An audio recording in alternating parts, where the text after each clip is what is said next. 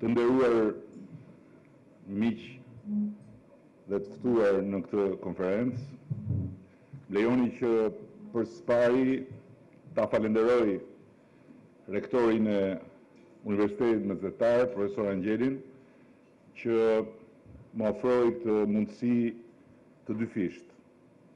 Të flas për gjendjen dhe për sfidat e ekonomisë sonë përpara të ftuarish kaq të rëndësishëm si personalitetet që kanë ardhur nga vendet ndryshme këtu, por edhe të rrezikoj që duken jo real, jo bindës dhe jo i besueshëm, siç duken qeveritarët sot kur flasin për ekonominë.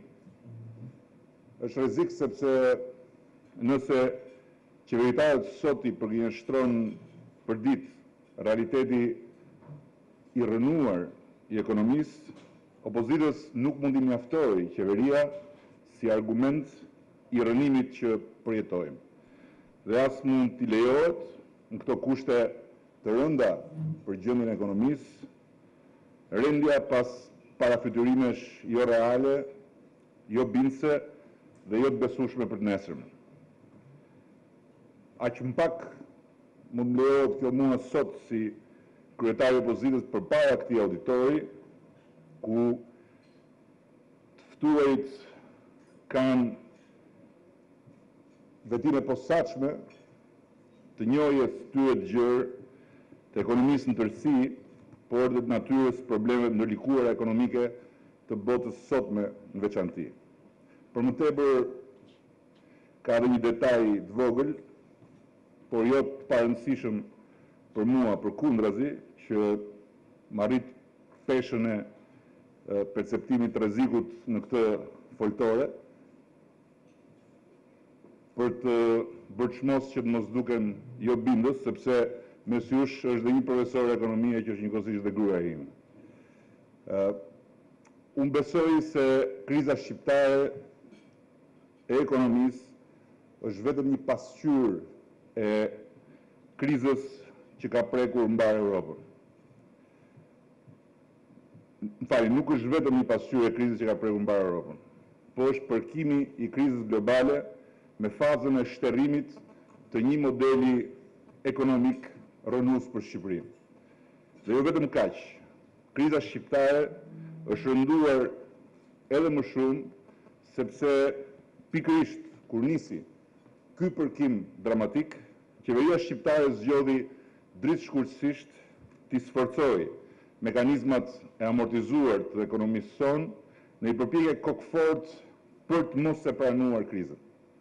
Kështu, nëse çdo krizë është edhe një mundësi e veçantë për një fillim të ri, ne kemi plot 3 vjet që përjetojmë djegjen e kësaj mundësie në një mjedis të shurdhuar nga tamtamet e propagandës qeveritare.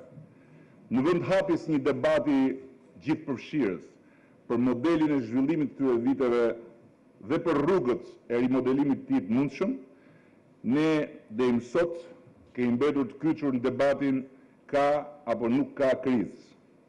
Në vend ndarjes me njëri tjetrin dhe me publikun të barës, të përballimit tërësor me krizën, ne deri sot kemi mbetur të ndarë tërësisht mes qeverisë që thotë se jetojmë në të vetmin vend në botë që nuk është prekur nga kriza dhe opozitës që thotë jo vetëm jemi prekur nga kriza, por po rrezikojmë përtej të llogaritshmes, duke mbyllur me pahir syt para krizës.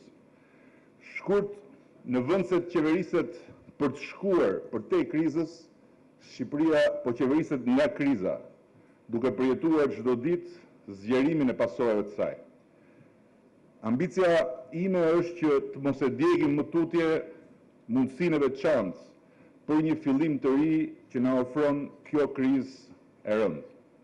Të qeverisim duke shkuar përtej krizës, me një vizion të ri për zhvillimin dhe përmes një rrugë politike të reja arritje, që sigurisht nuk kam dyshimin se nuk janë një fjalë goje në kushtet e sotme. Politika e tyre e rritjes është thjesht thonë që rritja po ndodh. Edhe pse ata e dinë siç e dimë edhe ne që s'është e vërtet, kjo është e vetmja politikë që kanë. Politika e tyre e punësimit është thonë se po hapen mira vende pune. Edhe pse ata e dinë, siç e dinë mbi 1 milion të papunët e këtij vendi, që s'është e vërtet. Kjo prap është e vetmja politikë që kanë. Politika e tyre e reduktimit borxhit është thonë që do ta reduktojmë. Edhe pse ata e dinë, siç gjithë botërisht e dinë, se borxhi po rritet përtej kufirit të sipërballueshmës, kjo është e vetmja politikë që kanë. Tani kryeministri thotë ekonomia vitin e ardhshëm do rritet 4%. Si do rritet? Kështu me magji. Por gjithë e dinë që ai mund të jetë shumë gjëra, por magjia nuk është një nga ato gjëra. Dhe teksa të gjithë po lodhen me këto truke, kriza po thellohet, duke rënuar besimin dhe shpresën e njerëzve, jo vetëm tek vetë politika, por ndoshta edhe tek vetë sistemi. Ambicia jonë për Shqipërinë është një rilindje shqiptare. Një plan real për rilindjen që duam kërkon realizëm të palëkundur për gjendjen e vendit, për gjendjen e ekonomisë në vend dhe në botën ku jetojmë, për çka mund të bëjmë dhe çka nuk mund të bëjmë. Dhe lejoni t'ju them fillimisht çfarë unë nuk mund të bëj.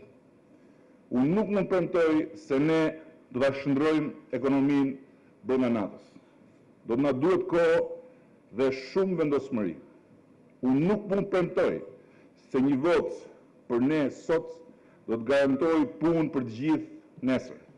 Por mund premtoj që nëse njerëzit do të marrin ne në punë për të zgjidhur problemin e papunësisë së tyre, do i përkushtohemi me të gjitha fuqitë dhe eksperiencën udhëheqjes një procesi transformues të qeverisjes për një rilindje shqiptare. Me të njëjtin përkushtim po punojmë bashkë me të tjerë në lidershipin e partisë, me shoqërinë civile, me botën e sipërmarrjes, për zhvilluar një program të bazuar mbi vetdijen se është koha e rishikimit rrënjësor të modelit tonë të zhvillimit.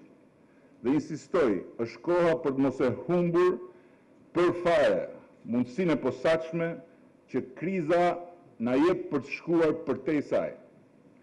Për shembull, sot kriza na krijon më në fund mjedisin e dur për të parë sa efikase ka qenë reforma e tokës në Shqipëri. Çfarë efekti ekonomik dhe social ka krijuar kaosi dhe korrupsioni me titujt e pronësisë? Cila është situata post-privatizim e ndërmarrjeve? Çfarë siguruan privatizimet strategjike për sektorët nga pikpamja e eficiencës, investimeve, cilësisë produktit dhe çmimeve? Sa kanë kontribuar reformat e 20 vjetëve në arsim dhe çfarë kapitali njerëzor ka sot Shqipëria për të përballuar sfidën e zhvillimit qëndrueshëm dhe të vetë integrimit evropian? Për shërbimet e tjera publike, për sfari shërbimit shëndetësor, si janë akomoduar në kornizën e kohës së re dhe si ka ndryshuar performanca e tyre në shërbim të njerëzve të zakonshëm? Si është gjendja e trashëgimisë natyrore dhe kulturore në Shqipëri?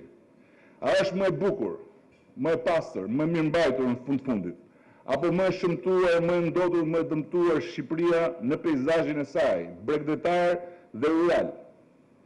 Po komunitetet urbane dhe rurale të vendit ku janë nga ripamja e cilësisë së bashkëjetesës dhe jo vetëm e jetës tyre individuale?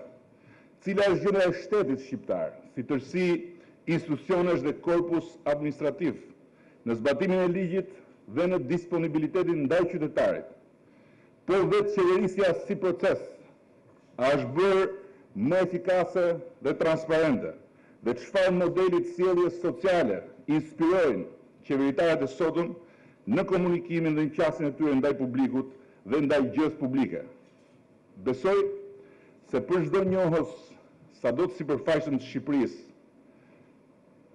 të gjitha këto që rreshtova nuk kanë nevojë për koment nëse duan të përcaktojnë mbi bazën e tyre notën për qeverinë dhe qeverisjen.